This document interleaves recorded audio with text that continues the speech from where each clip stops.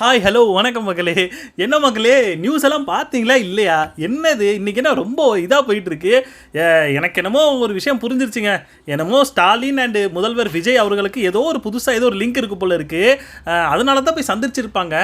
இல்லாமே போய் சந்திக்க போகிறாங்க. சந்திக்கிறதுக்கு என்னங்க தேவை இருக்குது? அவங்களாம் தீய சக்தின்னு சொல்லிட்டு இருப்பாங்க. எதுக்காக போய் அவங்க போய் சேர்ந்தாங்க அப்படின்ற மாதிரி தான் சொல்லணும்னு தோணுது. ஏன்னா கடந்த காலத்தை நம்ம மறக்கக்கூடாது. எப்படி கடந்த காலத்தை மறந்துக்கிட்டு நம்ம எதுவும் பேசவே கூடாது. ஏன்னா இவனுங்க அப்படி ஒரு நெரட்டிவ் செட் பண்ணி சீமான் அண்ணனுக்கும் ஸ்டாலின் அவர்களுக்கும் பார்த்திங்க அப்படின்னா சேர்ந்து திமுகவில் இறக்கி விடப்பட்ட கட்சி தான் நாம் தமிழர்.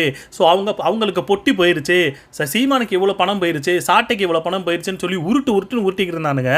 இப்போ என்னடானா சம்மந்தமே இல்லாமல் நம்ம முதல்வர் விஜய் என்ன அப்படின்னு பார்த்தீங்க அப்படின்னா ஸ்டாலினை போக்க போயிருக்காரு. It's wrong bro, what bro, it's very wrong bro அப்படின்ற மாதிரி தான் சொல்லணும்னு தோணுது. ஸோ அது வந்து எந்த மாதிரி நம்ம பார்க்குறோம் அப்படின்றதையுமே இந்த வீடியோவில் பார்க்க போகிறோம். அது மட்டும் கிடையாது, நிறைய விஷயங்கள் இந்த வீடியோவில் பேசலாம் அப்படின்னு சொல்லி பேசலாம்னு யோசிச்சுக்கிட்டு இருந்தேன். அதை தான் இந்த வீடியோவில் பார்க்க போகிறோம். ஸோ வீடியோ பார்க்கணும்னா நம்ம சேனல் ஃபஸ்ட் டைம் பார்க்குறீங்கன்னா ஒரு லைக் சப்ஸ்கிரைப் பண்ணி வச்சுங்க. அப்போ தான் நிறைய பேருக்கு நம்ம வீடியோ சஜஷன் ஆகும். வாங்க வீடியோக்குள்ளே போகலாம். ஸோ ஃபஸ்ட்டு நம்ம இந்த விஷயத்துலேருந்து ஸ்டார்ட் பண்ணிடுவோம். முதல்வர் விஜய் அண்ட் ஸ்டாலின் இவங்க இதுல இருந்தே நம்ம ஸ்டார்ட் பண்ணிடுவோம். என்ன நடந்திருக்கு அப்படி பார்த்தீங்கன்னா, இப்போ முதல்வர் வந்து ஒவ்வொருத்தவங்களா போய் எல்லாருக்கிட்டையுமே வாழ்த்து வாங்கிக்கிட்டு இருக்காரு. இப்போ குறிப்பாக பார்க்க போனோம்னா ஸ்டாலின், டிஎம்கேல ஸ்டாலினாக இருக்கட்டும். அண்ட் இப்போ ரீசெண்டாக பார்த்தீங்க அப்படின்னா நம்ம அண்ணே நாம் தமிழர் சீமான் அவர்களையுமே போய் பார்த்துருக்காரு.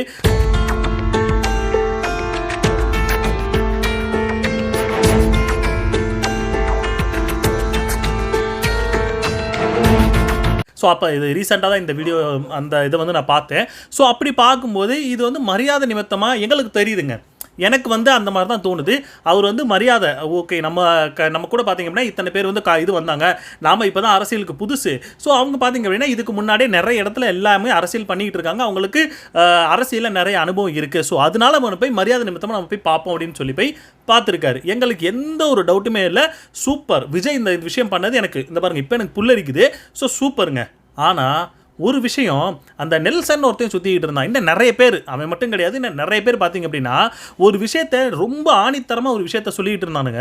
சுவாரஸ்யம் என்னன்னா, இதுல இருந்து வெறும் 2 மாசத்துக்கு முன்னாடி தான் ஐயா ஸ்டாலின் அவர்களும் சீமான் அவர்களும் சாட்டை அவங்களும் சந்திச்சாங்க. சீமானன்னு பணம் வாங்குறதுக்காக தான் ஸ்டாலினை போய் பார்த்தாரு. நார்மலாக ஒரு விஷயம் சொல்லுங்க, நான் வந்து சொல்கிறேன், சீமான் அண்ணன் ஒரு நிறைய இடத்துல இந்த விஷயத்த சொல்லுவார். என்ன அப்படின்னா, ஒருத்தவே சந்தோஷத்தில் நீ கலந்துக்கலானாலும் பரவாயில்ல, துக்கத்தில் போய் கலந்துக்கணும் அப்படின்ற மாதிரி ஒரு விஷயத்த அடிக்கடி சொல்லுவார்.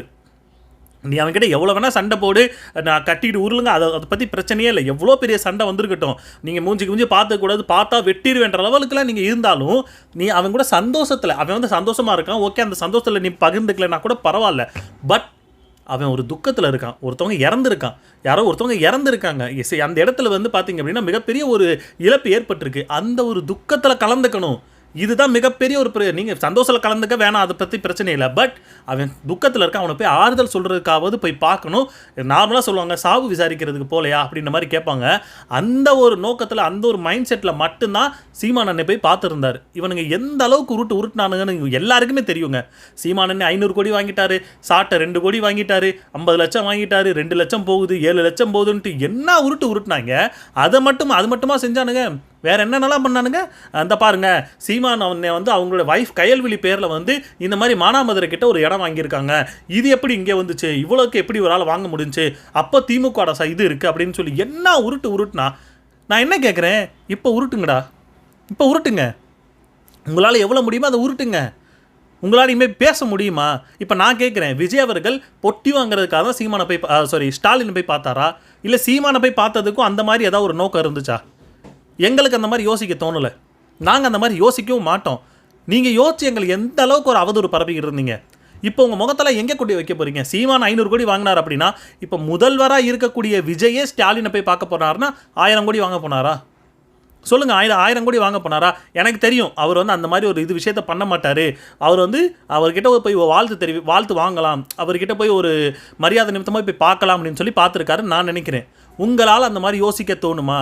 இவனுங்க யோசிப்பானுங்க. எனக்கு நான் அதான், ஏன்னா விஜயை தவிர மற்ற எல்லாருமே கெட்டவங்கன்னு நினைக்கக்கூடிய ஒரு குரூப்பு கிட்ட நம்ம என்னன்னு போய் சொல்கிறது சொல்லுங்கள். இந்த ஒரு விஷயம் தான் சீமான் கிட்டேயுமே நடந்துச்சு.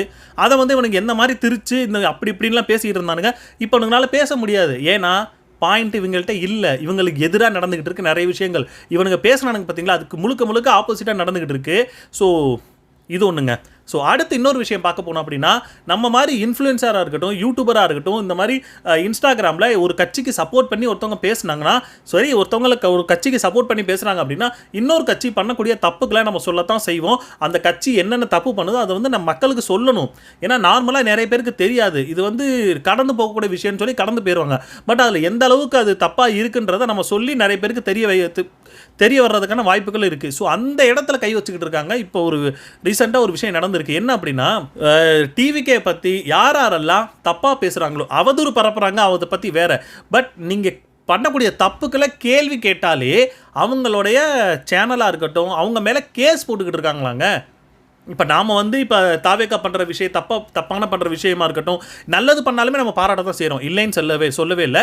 யார் தப்பு பண்ணாலும் நம்ம அதை பற்றி கேள்வி கேட்க தான் செய்வோம். இப்போ வந்து ஆளுங்கட்சியாக இருக்கக்கூடிய தாவேக்கா அவங்க என்ன தப்பு பண்ணாலும் நம்ம அதை பேசி தான் ஆகணும். ஏன்னா அவங்க கீழே நாமளும் வாழ்ந்துக்கிட்டு இருக்கோம். சப்போஸ் அவங்களால நமக்கு ஒரு பிரச்சனை வருது அப்படின்னா அதை பற்றி நம்ம பேசுவோம். சப்போஸ் நம்ம பேசுகிறதுனால அவங்க பார்க்கக்கூடிய, அவங்க பார்த்து அதை திருத்திக்கிறதுக்கு ஒரு வாய்ப்பாவது கிடைக்காதா அப்படின்ற ஒரு இது மேலே மட்டும்தான். ஸோ அதனால நம்ம பேசுகிறோம். இதை முடக்கிறது மாதிரி இப்போ ரீசெண்டாக ஒரு நாள் தான் ஆச்சு பதவி ஏற்ற உடனே இப்படியா பேச்சுரிமைக்கு எப்படிங்க நீங்கள் வந்து தடை போடுவீங்க?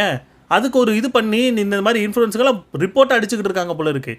இன்னும் நம்ம சேனலுக்கு எப்போ ரிப்போர்ட் அடிக்க போகிறாங்கன்னு தெரியலை. அதுக்குள்ளே நம்ம பேசிடுவோம் அப்படின்றதுக்காக தான் இந்த விஷயம். இது எங்கே போயிட்டுருக்குன்னு பாருங்கள். திமுக எந்த அளவுக்கு இருந்துச்சோ அதை விட 2 மடங்காக இவங்க வந்திருக்காங்கன்ற மாதிரி தான் இருக்குது. அப்போ உங்களுக்கு சாதகமாக பேசுகிறவங்க மட்டும்தான் இருக்கணும், எதிராக பேசுகிறவங்க இருக்கவே கூடாது. எந்த மாதிரி மைண்ட் செட்டுங்க இது அப்படின்ற மாதிரி தான் சொல்லணும்னு தோணுது. இதை வந்து உடனே கொஞ்சம் மாற்றணும். நான் என்ன சொல்கிறேன் அப்படின்னா, இப்போ நம்ம அவர் பண்ண தப்புக்களை எடுத்து சொல்லும் போதே பார்த்தீங்க அப்படின்னா கீழே வந்துடுவானுங்க கமெண்ட்ஸில் விர்ச்சுவல் வாரிசுன்னு சொல்லிட்டு கண்ட மேனிக்கு திட்டுவானுங்க, அசிங்கமாக திட்டுவானுங்க. குறிப்பாக நம்ம சாட்டை அண்ணே அவருடைய அந்த இது இருக்கும் பார்த்தீங்களா, இன்ஸ்டாகிராம் பேஜ், அவர் ஏதாவது ஒரு போஸ்ட் போட்டு அதுக்கு கீழே போய் பாருங்கள். உண்மையிலே சொல்கிறேன், ஒரு மனுஷன் படிக்க முடியாத அளவுக்கு கேவலமாக பேசுவானுங்க. அவங்க எல்லாருமே உங்களால் முடக்க முடியுமா? அவங்க யாரையுமே நீங்கள் எதுவுமே பண்ணவே இல்லை. நாங்கள் உங்களோட தப்புக்களை எடுத்து சொன்னால் மட்டும் உங்களுக்கு வந்து எதுக்காக இந்த மாதிரி ஆகுதுன்னு தான் புரியலை. எனக்கு தெரிஞ்சு இந்த மாதிரி ஒரு மைண்ட் செட்டை வச்சு தான் இவங்க வந்து இந்த மாதிரி ஒரு என்ன சொல்ல ஒரு நோட்டீஸை வந்து இது பண்ணியிருக்காங்கன்ற மாதிரி தோணுது. சாட்டையாக இருக்கட்டும், இந்த மாதிரி நம்மள மாதிரி நிறைய பேர் இருப்பாங்க. ஸோ அவங்களோட முடக்கிறதுக்காகவே இதை பண்ண மாதிரி தோணுது. ஸோ அடுத்து பார்த்திங்க அப்படின்னா, வெள்ளை அறிக்கை வந்து சமர்ப்பிப்பேன் அப்படின்ற மாதிரி விஜய் அவர்கள் வந்து சொன்னாங்க. அதுக்கு நிறைய பேர் ஃபயர் விட்டுக்கிட்டு இருந்தாங்க. ஓகே, சூப்பர், வெள்ளை அறிக்கை கொடுக்கணும் தான். ஆனால் இவங்க எந்த மாதிரி அதை வந்து ட்ரெண்ட் செட் பண்ணிக்கிட்டு இருக்காங்க அப்படின்னா, விஜய் மட்டும்தான் இந்த வெள்ளை அறிக்கை கொடுத்தாரு, மற்ற யாருமே கொடுத்ததில்ல, இதுதான் ஃபர்ஸ்ட் டைம், வேற லெவல், சூப்பர் அப்படின்ற மாதிரி ஒரு மைண்ட் செட்டை கொண்டு போயிட்டு இருக்கானுங்க. மக்களுக்கு என்ன சொல்றேன்னா, எந்த சீஃப் மினிஸ்டர் தமிழ்நாட்டில் ஹிஸ்டரியில் டே 1ல நாங்கள் ஒயிட் பேப்பர் சப்மிட் பண்ணுவோம்னு சொன்னது இதுதான் ஃபர்ஸ்ட். அதே எங்களுக்கு ட்ரஸ்ட் தான். உங்கள் வாழ்க்கையில் உண்மையே பேச மாட்டீங்களாடா? 2021 திமுக ஆட்சிக்கு வந்த உடனே முதல்ல வெளியிட்டது ஒயிட் பேப்பர் தான். யார்? பிடிஆர் அவர்கள் தான் வெளியிட்டாங்க. நான் கேட்குறேன், என்னங்கடா அது? இவங்க மட்டும் தான் சொன்னாங்களா? இதுக்கு முன்னாடி ஒருத்தவங்க பிடிஆர் பழனிவேல் இருக்கார்ல, அவருமே அந்த இதை சப்மிட் பண்ணியிருக்காங்க. ஜெயலலிதா இருக்காங்களே, மறைந்த ஜெயலலிதா, அவங்களும் பார்த்தீங்க அப்படின்னா நிறைய வாட்டி அவங்க வந்து ஒவ்வொரு வாட்டியும் பதவி ஏற்கும் போதும் இந்த ஒரு வெள்ளை அறிக்கையை சமர்ப்பிக்க தான் செய்கிறாங்க. இது ஃபஸ்ட்டு தடவை கிடையாது, எல்லா தடவையும் இப்படி தான் நடக்கும். எல்லா தடவையும் கஜானா காலியாக இருக்கும். ஸோ அதுக்காக பார்த்தீங்க அப்படின்னா இந்த மாதிரி வெள்ளை அறிக்கை சமர்ப்பிக்கிறது எப்பயுமே நடக்கக்கூடிய ஒன்று. இப்போ ஒன்றும் பண்ணுறது ஒன்றும் கிடையாது, இது ஒன்றும் ஃபஸ்ட்டு கிடையாது. இப்போ தான் நீங்கள் அரசியல் உங்களுக்கு தெரியுதுனால இது ஃபஸ்ட் டைமோ அப்படின்ற மாதிரி நீங்கள் யோசிக்கிறீங்க. பட் கடந்த காலத்தில் என்ன நடந்துச்சோ அதை நீங்கள் வந்து தெரிஞ்சுக்கோங்க. அவர் சொன்ன அந்த white paper, transparent government, it's gonna happen now. அதை மக்கள் வந்து இப்ப பார்க்க போறாங்க. எத்தனை பேர் ஒயிட் பேப்பர் ரிலீஸ் பண்ணாங்க?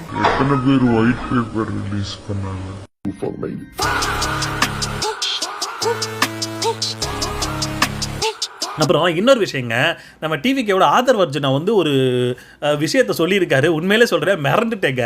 நான் மிரண்டுட்டேன் அந்த விஷயத்தை அவர் கேட்ட உடனே நான் மிரண்டுட்டேன். என்ன அப்படின்னா, ஊழல் பண்ணலாங்க, ஆனால் மக்களை சாவடிச்சுட்டு ஊழல் பண்ணக்கூடாது. அதாவது ஊழல் பண்ணலாங்க, மக்களை சாவடிச்சு ஊழல் பண்ணக்கூடாதுங்கிற எங்களுடைய கோரிக்கை.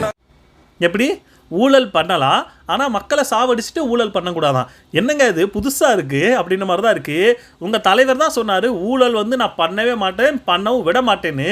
ஆனால் உங்களுடைய மேலே இருக்கிற அந்த ஒரு தலைவரே பார்த்தீங்க அப்படின்னா, அதாவது விஜய்க்கு அடுத்தபடியாக இருக்க இது சொல்லக்கூடிய ஆதவர்ஜுனாவே ஊழல் பண்ணலாம், ஆனால் மக்களை சாவடிச்சுட்டு பண்ணக்கூடாது.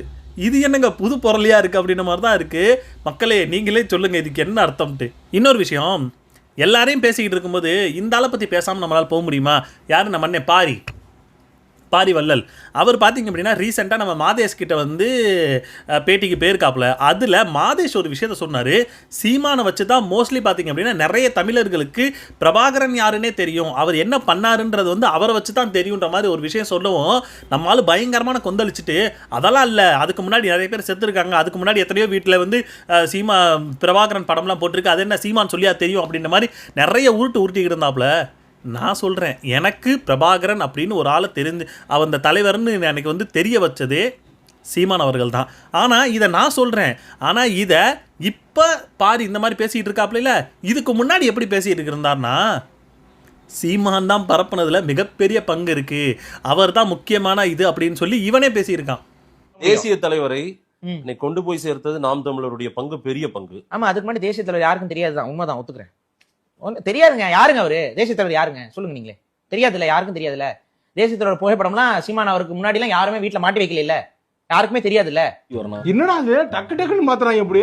தேசிய தலைவர் தெரியாதனால தானே சீமானுங்கிற நபர் யாருன்னே தெரியாம இருக்கும்போது 19 தமிழ் தீக்குளிச்சு இறந்ததெல்லாம் தேசிய தலைவர் தெரியாம தானே. சீமான் அவர்களோடு எனக்கும் மாற்று கருத்து இருக்கு. அந்த மாவீரர் தினத்துல இவரு தான் பெரியவர் வச்சுட்டு இருக்காரு. அதே சமயத்துல 100 இடங்கள்ல தேசிய தலைவரோட புகைப்படத்தை வைக்கிறாங்கல்ல, அதற்கு நான் வாழ்த்து சொல்லுவேன்.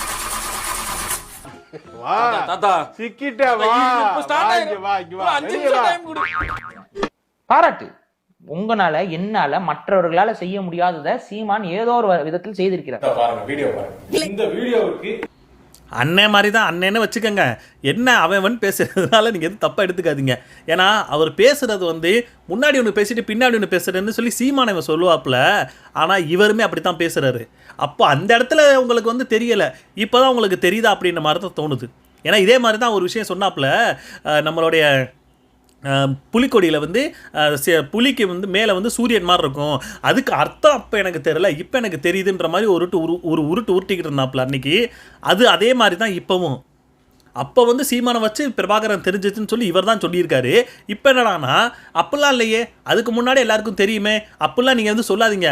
அப்போ வந்து காரைக்குடின்னு ஒரு விஷயத்த அண்ணே சொல்லியிருப்பார், அதையுமே எடுத்து வந்து அப்படிலாம் இப்போ காரைக்குடின்னு சொன்னார்ல அதே மாதிரி தான் இப்படின்னு சொல்லி ஒரு வன்ம அரசியலை தான் பரப்பிக்கிட்டு இருக்காப்புல. அப்புறம் இன்னொரு விஷயம் நான் பார்த்தேங்க. அதாவது நேற்று தான் இந்த விஷயத்தை நான் பேசியிருப்பேன். அதாவது விஜய் வந்து பதவி ஏற்கும்போது இந்த ஒரு விஷயம் நடந்துச்சு. விஜய் ஒரு பக்கம் திரிசா ஒரு பக்கம் காட்டிக்கிட்டு இருக்கானுங்க. பாலிமர் இந்த மாதிரி சேனல்லாம் எதுக்காக இந்த மாதிரி பண்ணிக்கிட்டு இருக்காங்கன்னு தெரில அப்படின்ற மாதிரி சொல்லிட்டு இருந்தேன். பட் இப்போ இவங்க தொண்டர்கள் எந்த மாதிரி மைண்ட் செட்டுக்கு வந்துட்டாங்க அப்படின்னா, அதாவது அவர் வச்சிருந்தா என்னங்க தப்பு, அவர் அப்படித்தாங்க இருப்பார், அவரால் முடியுது அவர் வச்சுக்கிறாருன்னு சொல்லி. திரிஷா வந்து நான் என்ன சொல்றது, பல்லு இருக்கிறோம் பக்கடா சாப்பிடுறான், அவ்வளவுதான் நான் சொல்ல முடியும். தளபதிக்கு 36 பல்லு இருக்கு, அவ்வளவுதான். ஏன் வரட்டுமே, இதெல்லாம் என்ன தப்பு இருக்கு? எங்க தலைவி வந்து துணை முதலமைச்சர், இதுல உங்களுக்கு என்ன பிரச்சனை? அதாவது தமிழகத்தின் தங்க தலைவி திரிஷா அவர்கள் வந்து துணை முதல்வர் வந்தா கூட சந்தோஷம், உங்களுக்கு என்ன பிரச்சனை? அதெல்லாம் தப்புங்க, இருக்குங்க, அப்படித்தாங்க இருக்குங்க. ஓகேவா, உங்களால என்ன பண்ண முடிஞ்சது, அவ்வளவுதான். டேய் என்னடா பேசிக்கிட்டு இருக்கீங்க, எனக்கு புரியல.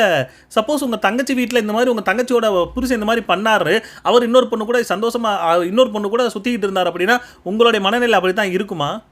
இல்லை நீங்கள் உங்கள் பொண்டாட்டியை விட்டு இன்னொருத்தவங்களோட நீங்கள் சுற்றிக்கிட்டு இருந்தீங்கன்னா அவங்க அப்படி தான் சொல்லுவாங்களா? என்னடா நினச்சிக்கிட்டு இருக்கீங்க? எதனா நீங்கள் வந்து நார்மலைஸ் பண்ணிக்கிட்டு இருக்கீங்க? அப்போ ஒரு பொண்ணு கூட கல்யாணம் பண்ணுறதுக்கு ஒரு பொண்ணு, சுற்றுறதுக்கு ஒரு பொண்ணுன்னு சுற்றலாமா?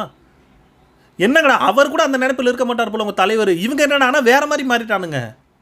முட்டு கொடுங்கடா, இப்படியாடா கொடுப்பீங்கன்ற மாதிரி தான் இருக்குது. அடுத்து இன்னொரு விஷயத்த நீங்கள் கவனிச்சிங்கன்னா, சீமான் அண்ணன் மேலே இவனுங்களுக்கு வன்மை இருக்கலாம், ஆனால் மக்குத்தனமாக இருக்கானுங்க. வன்மை இருக்கலாம், மக்கா இருக்காதுங்கடா. ஏன்னா சீமான் அண்ணன் வந்து விஜய்க்கு வந்து ஒரு வாழ்த்து சொல்லியிருந்திருக்காரு, அது நீங்கள் பார்த்துருப்பீங்க. தமிழில் வந்து வாழ்த்து சொல்லியிருக்காரு. மோஸ்ட்லி அண்ணன் வந்து தமிழில் தான் அது வந்து மென்ஷன் பண்ணுவார். தமிழில் இந்த மாதிரி தமிழக வெற்றி கழகத்துடைய தலைவர் விஜய் அவர்களுக்கு வாழ்த்து அப்படின்ற மாதிரி ஒரு விஷயத்த சொல்லியிருக்காரு. இவனுங்க அதை படிக்க தெரியாமல் டிரான்ஸ்லேட் பண்ணியிருக்கானுங்க. டிரான்ஸ்லேட் பண்ணதில் அந்த டிரான்ஸ்லேட்டர், அது ஒரு மானங்கெட்ட டிரான்ஸ்லேட்டர், அது தமிழக வெற்றி கழகம்ன்றதுக்கு திராவிட முன்னேற்ற கழகம்னு போட்டுருச்சு போல. இதுக்கு இவனுங்க என்ன தெரியுமா போட்டுக்கிட்டு இருக்கானுங்க, பாடுறா ஒரு விஜய் வந்து என்ன கட்சின்னு கூட தெரியாமல் திராவிட முன்னேற்ற கழகம்னு போட்டுக்கிட்டு இருக்காரா, அவருக்கு வந்து தமிழக வெற்றி கழகம்னு கூட வராதடா, இதுக்கு தாண்டா படிங்கடான்னு சொல்கிறதுன்னு. டே நல்லா செக் பண்ணுறா, அது டிரான்ஸ்லேட் ஆகி அது தப்பாக சொல்லியிருக்கடா.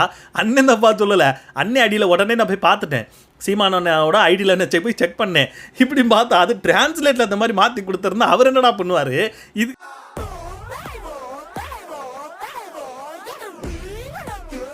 இதுக்கு தாண்டா படிங்கடான்னு உங்களை சொல்லணும்டா. வன்மம் இருக்கலாம், ஆனால் மக்குத்தனமாக இருக்காதீங்கடா. ஸோ நேற்று பார்த்தீங்க அப்படின்னா விஜய் வந்து அந்த மாதிரி பதவி இருக்கும்போது ஒரு விஷயத்தை நீங்கள் கவனிச்சிருப்பீங்க. அதாவது வந்து எல்லாரும் குரூப் ஃபோட்டோ எடுக்கலாம் அப்படின்ற மாதிரி ஆளுநர் சொல்லும்போது டேபிள் விஜயே பார்த்தீங்க அப்படின்னா டேபிள் எடுத்து வச்சிருப்பாரு, பார்த்துருப்பீங்க. நானும் பார்த்தேன். ஓகே சூப்பருங்க, அவர் வந்து நார்மலாக இருக்கிற மாதிரி இருக்கிறாரு, நம்ம அதை பற்றி எதுவும் சொல்லவே இல்லை. நிறைய பேர் பார்த்தீங்க அப்படின்னா அண்ணே நீ தானே சிஎம், கொஞ்சம் அது மாதிரி நடந்துக்கங்கன்னு.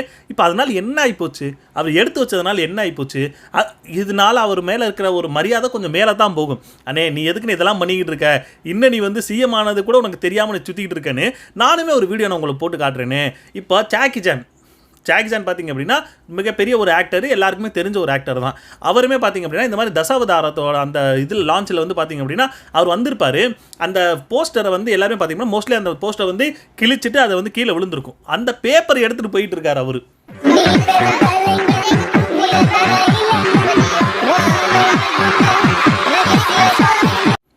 எவ்வளோ பெரிய நடிகர், அவர் பேரை எடுத்துகிட்டு போயிட்டு இருக்கார். ஸோ இது வந்து சாதாரணமான விஷயந்தான். பட் இதுக்கு இவங்க ஃபயர் விடுறாங்க. ஓகே, அது வந்து நார்மலான விஷயம் தான், அவர் பண்ணியிருக்காரு. ஓகே சூப்பர் தான், நல்லா தான் இருந்துச்சு.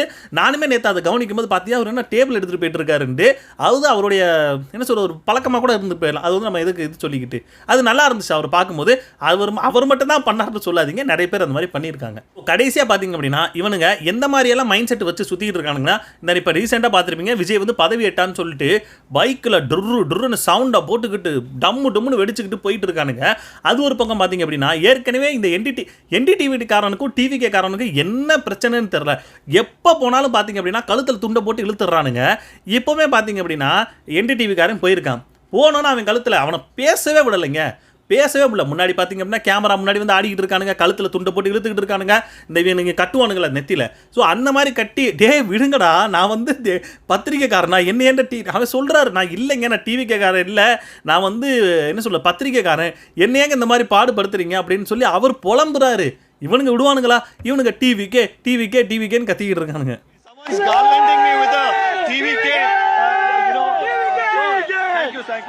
Thank you, sir. No, thanks a lot. So from Lagos yesterday, now I'm being officially welcomed into the TVK party by at least the party. முடியலடா, அதாவது நேஷ்னலில், அதாவது வெளி மாநிலத்தெல்லாம் பார்க்கக்கூடியவங்களாம் பயங்கரமாக நம்மளை பார்த்து மெச்சதான் போகிறானுங்க. அதுதான் நடக்க போகுது. ஸோ அவ்வளோதாங்க. நீங்கள் என்ன நினைக்கிறீங்க? இந்த நிறைய விஷயத்தை பற்றி நம்ம பேசியிருக்கோம். அதுக்கு உங்களுடைய கருத்துக்கள் என்னன்றதை கமெண்ட் செக்ஷனில் கமெண்ட் பண்ணுங்கள். அடுத்த வீடியோவில் பார்ப்போம். பாய்.